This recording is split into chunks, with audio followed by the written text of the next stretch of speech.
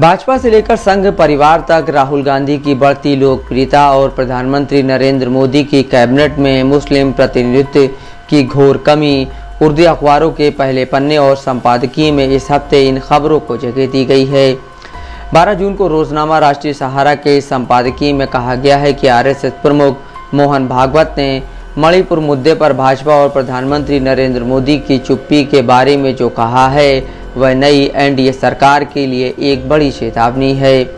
इसके अलावा आरएसएस प्रमुख द्वारा अपने संबोधन में प्रदर्शित आचरण से संकेत मिलता है कि इस बार स्पष्ट बहुमत अभी भी पहुंच से दूर होने के बावजूद भाजपा को न केवल अपने सहयोगियों से बल्कि आरएसएस से भी विरोध और आलोचना का सामना करना पड़ेगा। हालांकि संपादकीय में आगे कहा गया है कि इस प्रतिरोध और आलोचना से सरकार कमज़ोर नहीं होगी, क्योंकि भाजपा आरएसएस से जन्मी एक राजनीतिक पार्टी है जो देश में संघ की विचारधारा को लागू करने के लिए काम कर रही है। सच तो यह है कि भागवत सिर्फ एक स्नेही पिता की भूमिका निभा रहे हैं जो भाजपा को सही रास्ते पर लाने के लिए प्रेरित कर रहे हैं।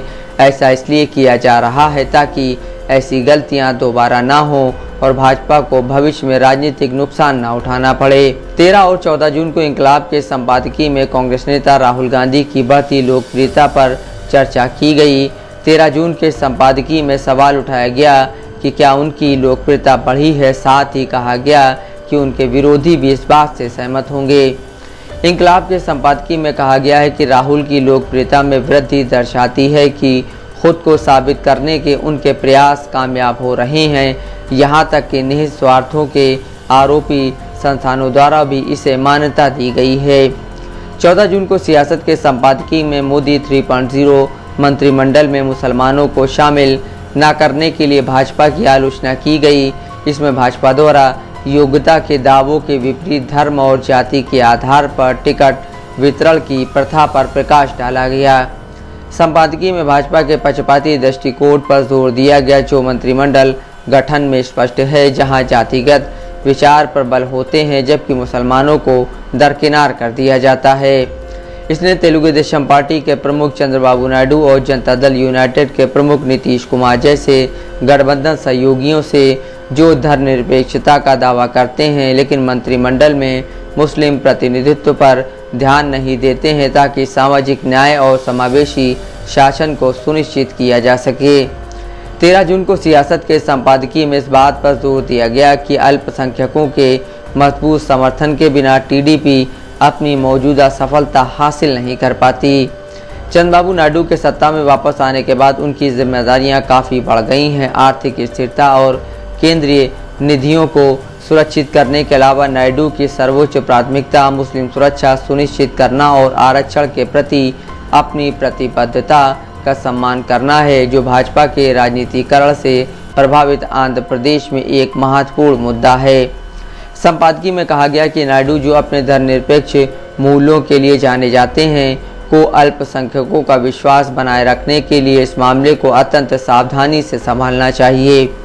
12 जून को इंकलाब के संपादकीय में पूछा गया कि क्या नई मोदी सरकार 2014 और 2019 की सरकारों से काफ़ी अलग होगी या हिंदुत्व के मुद्दे और अल्पसंख्यक विरोधी समूहों से प्रेरणा लेना जारी रखेगी।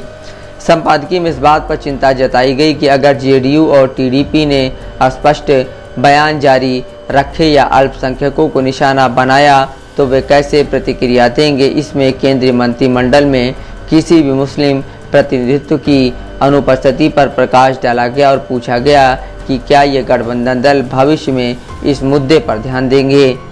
सहारा के 11 जून के संपादकीय में कहा गया कि 2014 और 2019 में भाजपा ने बहुमत हासिल किया लेकिन इस बार वह पीछे रह गई, फिर भी मोदी प्रधानमंत्री बने हुए हैं।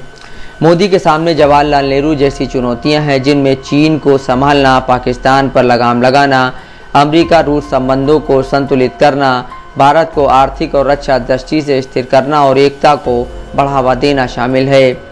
चीन के साथ पाकिस्तान के घनिष्ठ संबंध एक बड़ी चिंता का विषय हैं। संपादकीय में आगे कहा गया कि इन मुद्दों को हल करने और विकास को बढ़ावा देने के लिए भारत की संयुक्त राष्ट्र सुरक्षा परिषद की स्थायी सदस्यता महत्वपूर्ण है। इसमें कहा गया है कि मोदी सरकार ने ब्रिक्स का विस्तार करके और G20 शिखर सम्मेलन की मेज़बानी करके प्रगति की है, लेकिन इन प्रयासों से संभावित लाभ अनिश्चित बने हुए हैं। संपादकीय में कहा गया है, बहुमत हासिल नहीं करने के बावजूद नरेंद्र मोदी के सामने नेहरू जैसी चुनौतियां हैं, जिनमें चीन से निपटना और संतुलित अंतर्राष्ट्रीय संबंध बनाए रखना शामिल है। Bureau report, Dastak live news.